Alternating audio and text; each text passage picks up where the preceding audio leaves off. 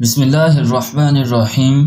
السلام علیکم ناظرین، ایک مرتبہ حضرت خضر علیہ السلام دریا کے کنارے بیٹھے تھے۔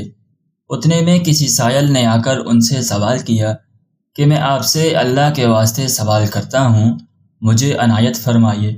یہ سن کر حضرت خضر علیہ السلام پر بے ہوشی طاری ہو گئی۔ جب کچھ ہوش ہوا تو فرمانے لگے، بھائی، میں تو صرف اپنی جان اور مال کا مالک ہوں۔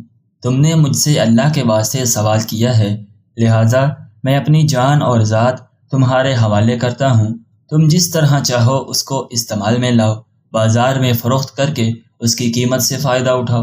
چنانچہ سائل ان کو بازار لے گیا اور ایک شخص ساحمہ بن ارکم کے ہاتھ ان کو فروخت کر دیا۔ یہ خریدار ان کو اپنے گھر لے گیا، جس کے پشت پر اس کا ایک باغ تھا۔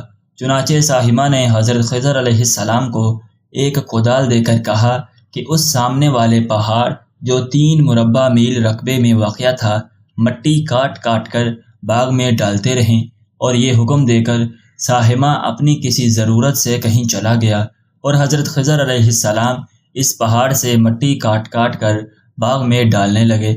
جب ساحمہ واپس آیا تو اس نے گھر والوں سے دریافت کیا، تم نے غلام کو کھانا بھی کھلایا یا نہیں؟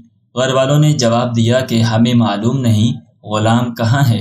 یہ سن کر جب ساحمہ خود کھانا لے کر باغ میں آیا تو اس نے دیکھا کہ وہ غلام یعنی حضرت خضر علیہ السلام تمام پہاڑ کی مٹی کاٹ کر ڈال چکے تھے اور اپنے کام سے فارغ ہو کر اپنے مولا حقیقی کی عبادت میں مصروف تھے۔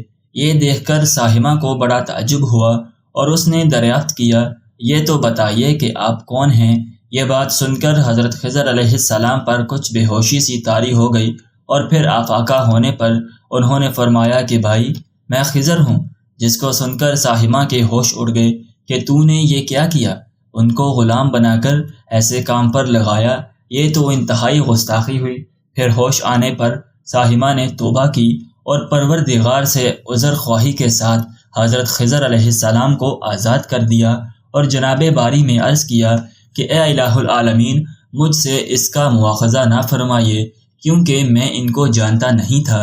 اس کے بعد حضرت خضر علیہ السلام نے دعا فرمائی اور سجدہ شکر بجا لائے کہ اے میرے پروردگار، میں تیرے ہی حق میں غلام بنا اور تیرے ہی حق میں آزاد ہوا، اس پر تیرا شکر گزار ہوں۔ بعد ازاں واپسی کی اجازت لے کر جب دریا پر واپس آئے تو دیکھا ایک شخص کھڑا دعا مانگ رہا ہے کہ اے میرے رب، حضرت خضر علیہ السلام کو غلامی سے رہائی عطا فرما دے اور ان کی توبہ قبول فرما لے۔ حضرت خضر علیہ السلام نے یہ دیکھ کر اس شخص سے دریافت کیا کہ آخر تو کون ہے؟ تو اس شخص نے بتایا کہ میں تو شاذون ہوں۔ آپ کون ہیں؟ انہوں نے فرمایا کہ میں خضر ہوں۔ اس کے بعد شاذون نے کہا، اے خضر، تم نے اپنے لیے رہنے کا مکان بنا کر دنیا طلب کی ہے، کیونکہ خضر علیہ السلام کا دریا کے کنارے پر ایک عبادت خانہ تھا۔ بس یہ سن کر وہ فوراً میدان میں نکل آئے اور وہیں اللہ کی عبادت میں مصروف ہو گئے۔ اس کے بعد حضرت خضر علیہ السلام نے اسی جگہ ایک درخت لگایا اور اس کے سایہ میں عبادت شروع کی، تو آواز آئی، اے خضر، جب تم نے درخت کے سایہ میں سجدہ کیا تو تم نے دنیا کو آخرت پر ترجیح دی۔ مجھے اپنی عزت اور جلال کی قسم ہے، مجھے دنیا کی محبت میں رضامندی نہیں ہے۔ اس کے بعد حضرت خضر علیہ السلام نے شاذون فرشتے سے کہا کہ اے شاذون، دعا کرو کہ اللہ تعالیٰ میری توبہ قبول فرمائے۔ چنانچہ شاذون نے دعا کی اور اللہ تعالیٰ نے شاذون کی برکت سے حضرت خضر علیہ السلام کی توبہ قبول فرمائی۔ خدا کے برگزیدہ بندے اسی حالت میں راضی رہتے ہیں جو اللہ کو منظور ہو۔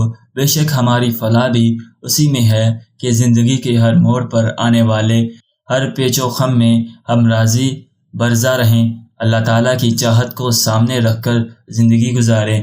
دعا ہے کہ اللہ تعالیٰ ہمیں اس واقعہ سے سبق حاصل کر کے نیک بننے کی توفیق عطا فرمائے۔ آمین یا رب العالمین۔